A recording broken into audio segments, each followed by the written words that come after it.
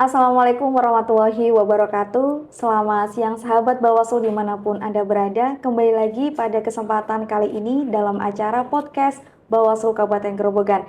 Nah, pada kesempatan kali ini sahabat Bawaslu kami akan membedah terkait dengan keterbukaan informasi publik. Nah, sebenarnya apa saja sih yang ada di badan publik atau yang disiapkan data-datanya yang ada di Bawaslu Kabupaten Grobogan?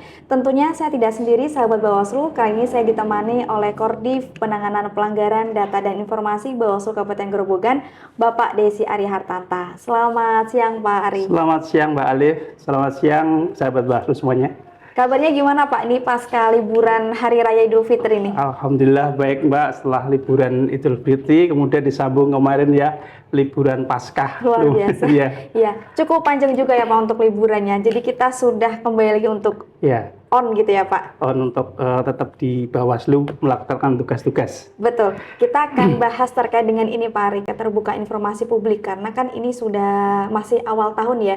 Kita akan bahas apa-apa saja sih sebenarnya yang ada di badan publik itu. Kemudian mungkin nanti kita juga bisa bahas informasi apa saja yang ada di Bawaslu Kabupaten Grobogan. Ya, kita istilahnya buka-bukaan layanan informasi publik di Bawaslu Kabupaten Grobogan. Ya, sebelum ke inti ya Pak, untuk yang kita kulik secara dalam nanti, mungkin bisa disampaikan terlebih dahulu Pak Ari. Sebenarnya keterbukaan informasi sendiri itu apa Pak? Oh ya, terkait dengan apa itu keterbukaan informasi publik. Jadi keterbukaan informasi publik itu merupakan kewajiban hukum bagi badan publik yang harus bisa menyediakan informasi secara luas, kemudian mudah dan juga bisa diakses oleh masyarakat dalam memperoleh informasi terkait dengan penyelenggaraan negara, Pak. Badan publik yang dimaksud adalah pemerintah, kemudian juga lembaga-lembaga pemerintah lainnya yang notabene penyelenggaraannya ini dibiayai oleh APBN, itu badan publik itu seperti itu. Jadi kalau dulu di era Orde Baru atau era sebelumnya itu kan banyak informasi yang sebenarnya banyak tapi ditutupi, tapi kalau informasi yang sedikit justru dibuka. Nah, sekarang di era sekarang ini kita balik. Jadi yang sedikit itu ditutup, yang banyak dibuka untuk masyarakat. Oke, jadi keterbukaan informasi publik tadi kuncinya ya Pak ya? Oke, kaitannya dengan badan publik dan keterbukaan informasi publik Pak Ari, tentunya ada dasar hukum yang mengatur. Kira-kira itu apa saja Pak? Ya, landasan hukum yang mengaturnya terutama secara hierarkis kita ada di Undang-Undang Dasar tahun 1945, di mana di pasal 28 huruf F ya, 28F lah, pasal 28F itu kan mengatur di mana negara menjamin setiap orang, hak untuk setiap orang untuk memperoleh informasi, kemudian berkomunikasi dan memperoleh informasi untuk mengembangkan pribadi dan lingkungan sosialnya. Jadi di situ diatur bagaimana menguasai informasi, kemudian mengelola informasi seperti itu. Kemudian ada Undang-Undang Keterbukaan Informasi Publik ya, di Undang-Undang nomor 14 tahun 2008 ya, kalau nggak salah. Kemudian di Undang-Undang Pemilu sendiri, Undang-Undang nomor 7 tahun 2017, itu kan dalam penyelenggaraan pemilu itu kan diatur asas transparan dan aksesibilitas. Nah, kemudian diturunkan ke peraturan-peraturan yang ada di lembaga Bawaslu sendiri, yaitu Perbawaslu nomor 1 tahun 2022 tentang pengelolaan dan pelayanan informasi publik.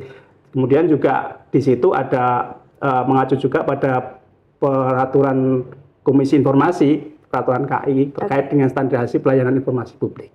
Baik, tadi Pak Ari juga sampaikan kalau sekarang itu banyak informasi yang dibuka dan sedikit yang ditutupi. Nah, itu sebenarnya apa saja Pak informasi yang dapat diakses oleh masyarakat?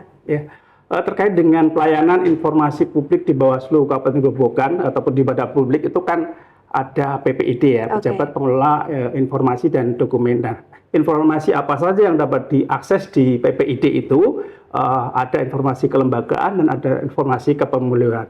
Kemudian berdasarkan peraturan tadi, peraturan Terki dan Perbawaslu tentang pengelolaan informasi itu, ada kita kategorikan informasi berkala, kemudian informasi serta-merta dan informasi setiap saat. Kalau di Bawaslu sendiri yang dimaksud informasi berkala ini yang diumumkan secara rutin setiap 6 bulan sekali atau setiap semester. Kemudian kalau yang serta-merta ini harus diumumkan karena kalau tidak diumumkan ini akan ada semacam urgensi untuk kondisi darurat atau mungkin ya harus diumumkan misalnya tentang bencana. Kalau di pemilu kan ada kerawanan indeks kerawanan pemilu itu ya, IKP itu kan harus juga diumumkan. Kamu yang setiap saat ini memang kadang tidak diumumkan tapi setiap saat disediakan untuk pemohon informasi. Oke, kemudian tadi karena sudah ada data, informasi, kemudian prosedur atau caranya gimana sih Pak masyarakat untuk bisa mendapatkan informasi-informasi tersebut? Ya.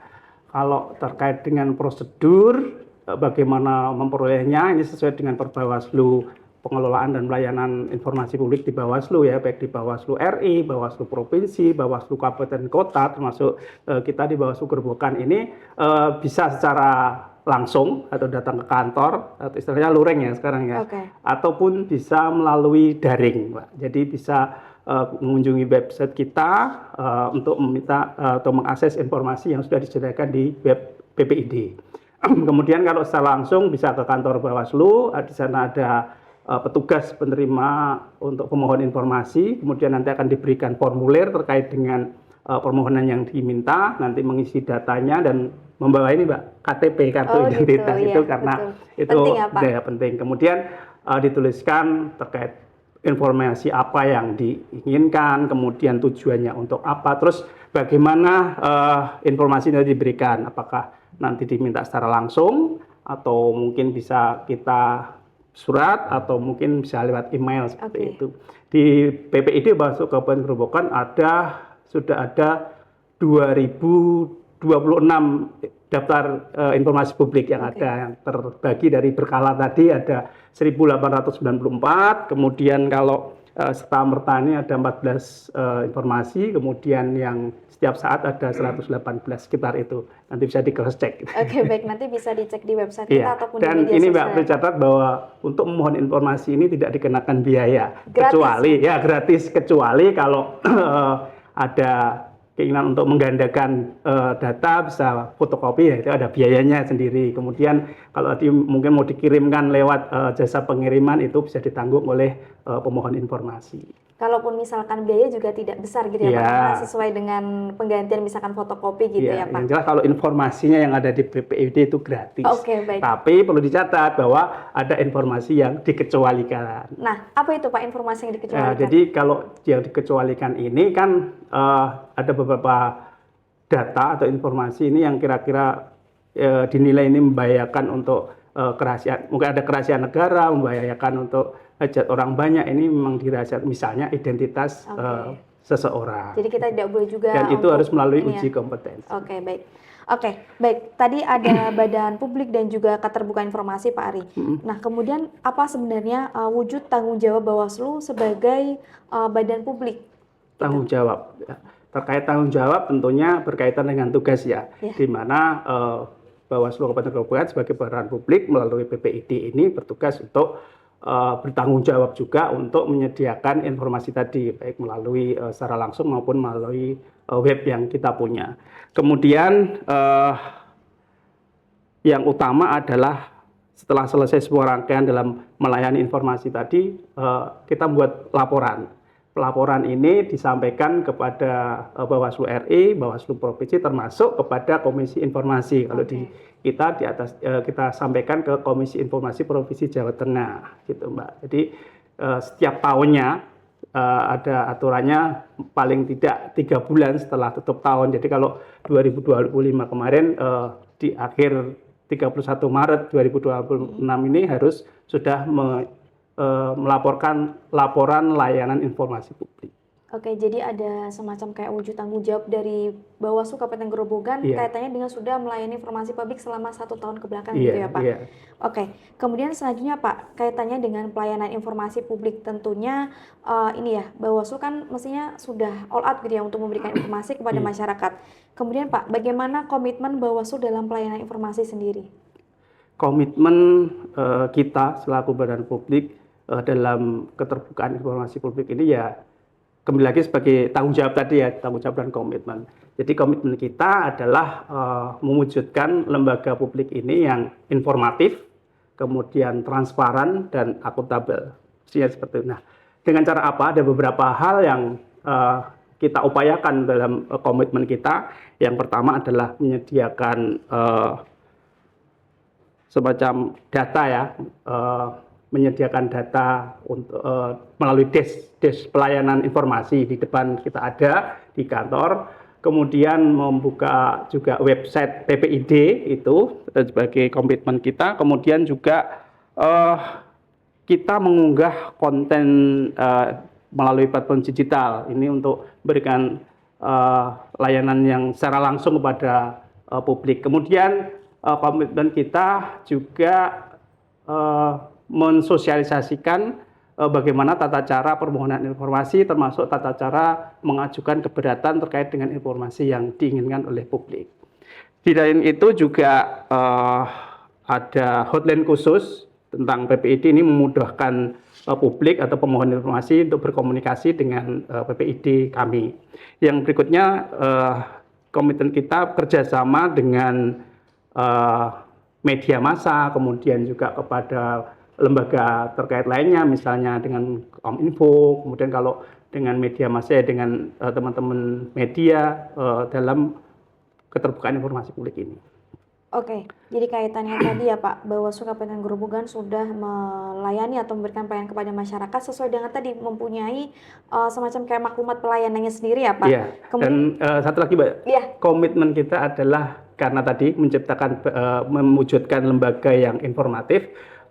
Kita juga beberapa 3 tahun terakhir ini kalau nggak salah kita menerima predikat informatif. Dan ini komitmen kita juga harus tetap menjaga kita sebagai badan publik dengan predikat informatif dari Komisi Informasi. Luar biasa sekali Pak Ari. Kaitannya dengan ini nih, memberikan pelayanan, tentunya akan ada ini ya Pak, semacam tantangan. Kira-kira tantangan yang dihadapi dalam memberikan pelayanan informasi publik kepada masyarakat itu apa Pak Ari? Ya tentunya tantangan itu ada ya, termasuk dengan kendala-kendala maksudnya di sini ya.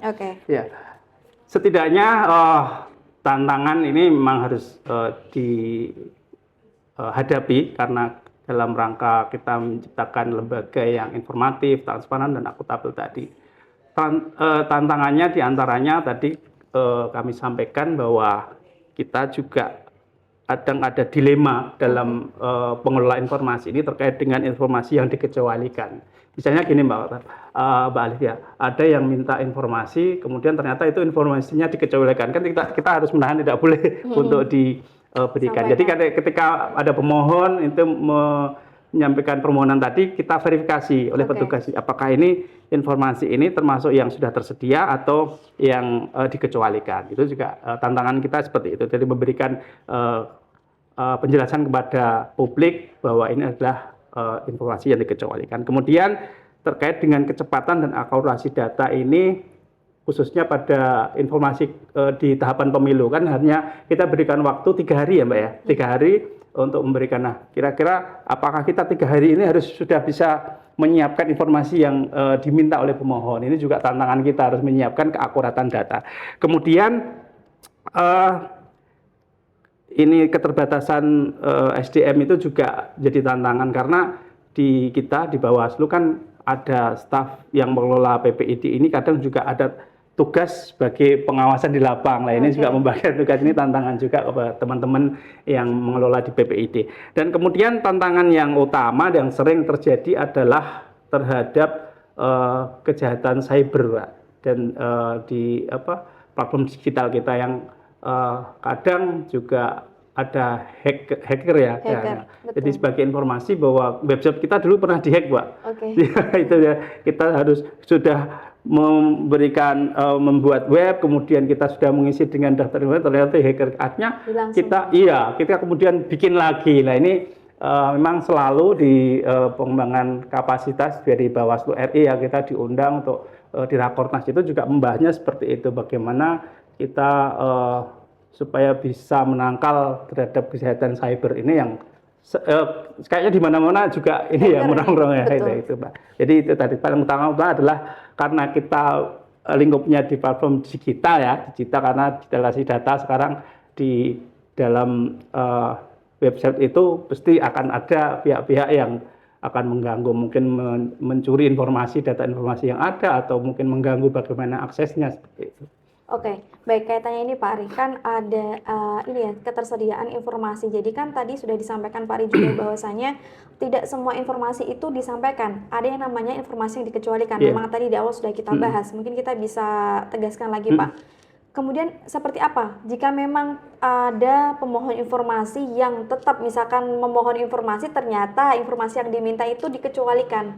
Berarti nanti langkahnya seperti apa? Mungkin bisa dijelaskan Pak secara detail. Kalau terkait dengan informasi yang dikecualikan ini kan kalau di Bawaslu ini ada uji konsekuensi ya. Itu kan kalau yang melakukan uji konsekuensi itu ada di Bawaslu RI. Jadi kita di Bawaslu Kabupaten Kota ini hanya menerima ini loh daftar informasi yang dikecualikan seperti itu. Nah, ketika ada pemohon yang meminta daftar informasi yang dikecualikan ini, ya kalau kita memberikan pengertian tadi, termasuk tantangan itu adalah literasi di masyarakat. Itu bahwa mungkin masyarakat kurang begitu paham bagaimana prosedurnya, termasuk bagaimana untuk informasi yang dikecualikan itu harus diminta. Nah, kalau memang dari pemohon itu merasa keberatan harus meminta, dia bisa mengajukan permohonan keberatan terkait dengan informasi yang diminta. Kalau di Komisi Informasi kan ada istilahnya sengketa informasi, mungkin bisa silahkan selama itu syarat-syaratnya bisa terpenuhi. Tapi dari kita ya karena ada uji konsekuensi tadi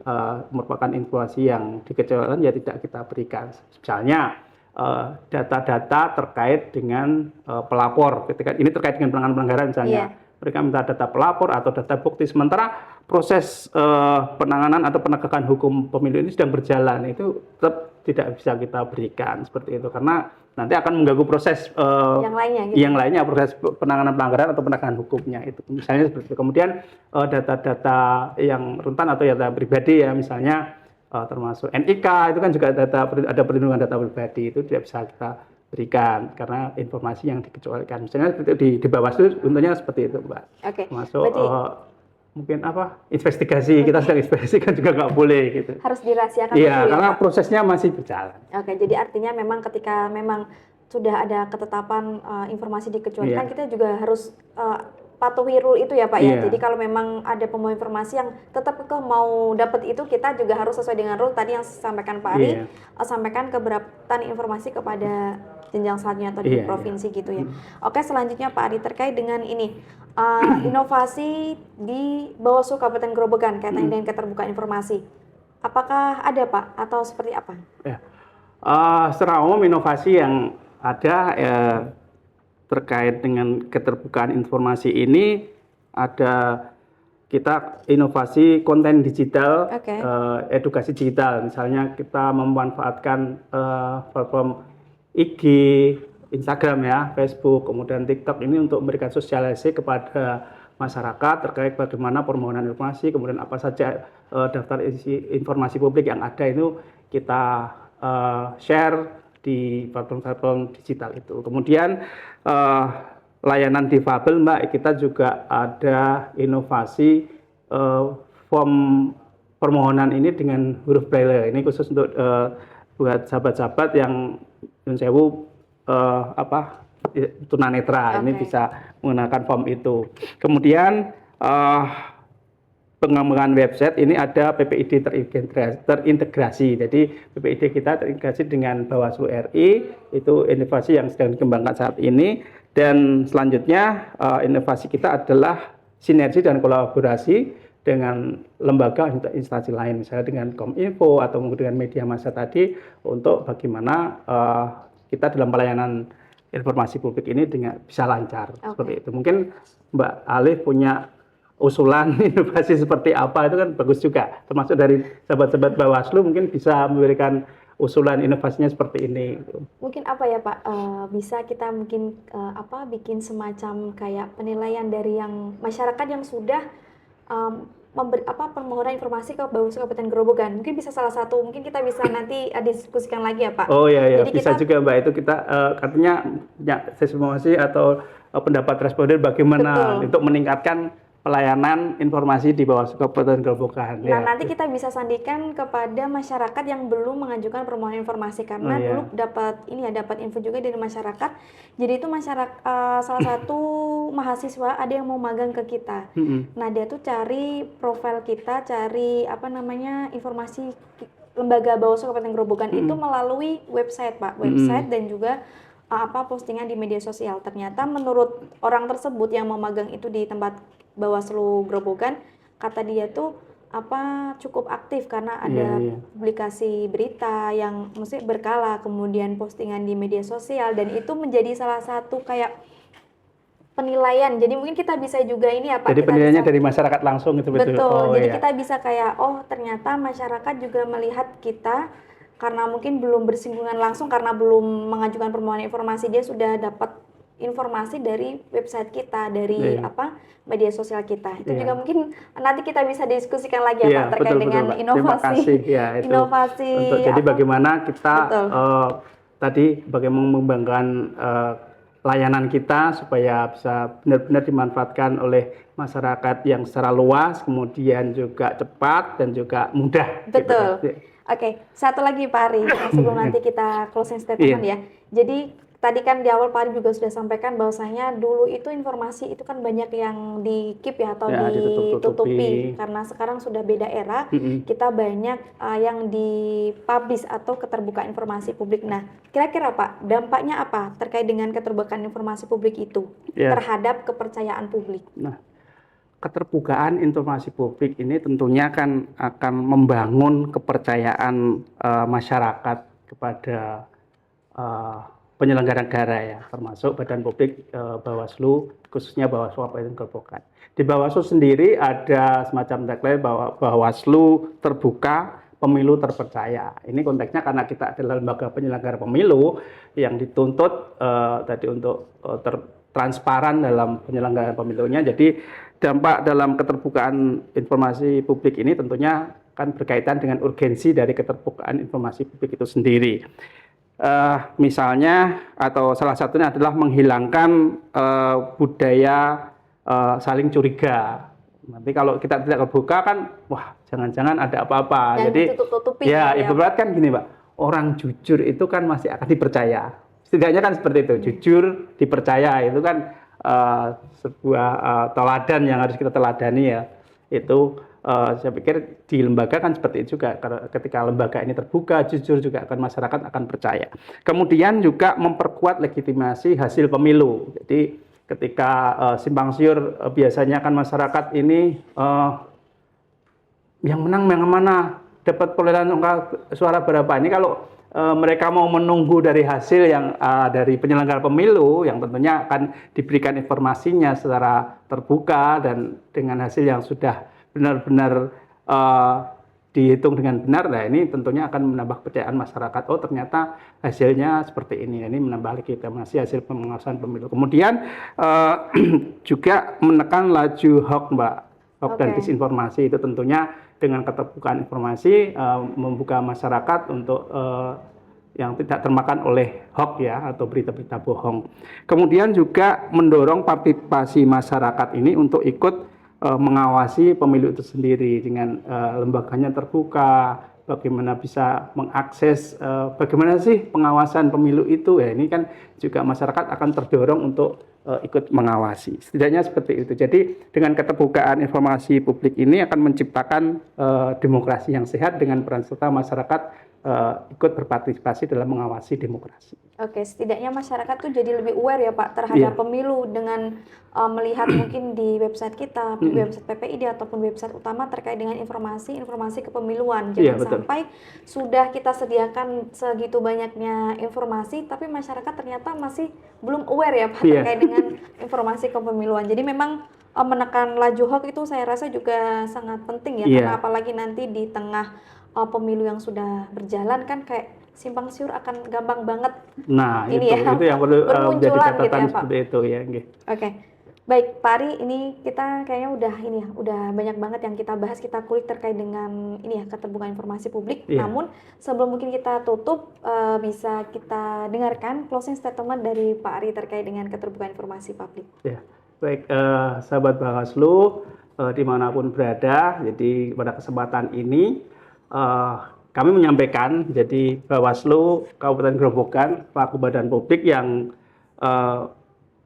punya PPID ya dalam mengelola dan melayani informasi publik di Bawaslu Kabupaten Grobogan telah menyerahkan laporan layanan informasi publik Bawaslu Kabupaten Grobogan ke Komisi Informasi Provinsi Jawa Tengah melalui Badan Pengawas Pemilu Bawaslu Provinsi Jawa Tengah ya, karena ini era efisiensi juga kita kemarin menyampaikannya dengan melalui email. Iya. Dan juga ke Bawaslu RI juga kita sudah menyampaikan laporan layanan informasi publik ini. Yang selanjutnya bahwasanya keterbukaan informasi publik ini adalah sebuah sarana kita untuk bisa dipercayakan oleh masyarakat, dan kami berharap keterbukaan informasi publik ini bisa menjadi pintu gerbang kecerdasan dari masyarakat, di mana dengan keterbukaan ini masyarakat membuka jendela masyarakat akan ketidaktahuan di masyarakat terkait dengan pemilu, barangkali terkait dengan demokrasi atau apa saja yang ada dalam penyelenggaraan negara ini. Jadi sekali lagi dengan keterbukaan informasi publik ini, marilah masyarakat bisa memanfaatkannya untuk membuka cakrawala jendela pengetahuan untuk mengembangkan pribadi dan lingkungan sosialnya. Oke, baik. Terima kasih Pak Ari untuk closing statement-nya. Baik, sahabat Bawaslu dimanapun Anda berada, mungkin ini ya yang bisa kita diskusikan ya Pak. Iya. Sebelum saya tutup, boleh saya kasih satu buah pantun ya Pak ya? Silakan, nanti juga ada pisang hasil dari kebun belakang. Pergi berlayar menuju seberang. Cakep. Angin bertiup membawa harapan. Mari bersama terus berjuang, transparansi adalah kunci kepercayaan. Baik, gitu sahabat Bawaslu untuk podcast edisi siang hari ini. Kita nantikan juga, nanti kita akan ada podcast selanjutnya Pak Ari. Yeah. Dari kami cukup sekian, saya Alif Latifah dan kru yang bertugas pada kesempatan hari ini mohon undur diri. Akhir kata, wassalamualaikum warahmatullahi wabarakatuh. Waalaikumsalam warahmatullahi wabarakatuh.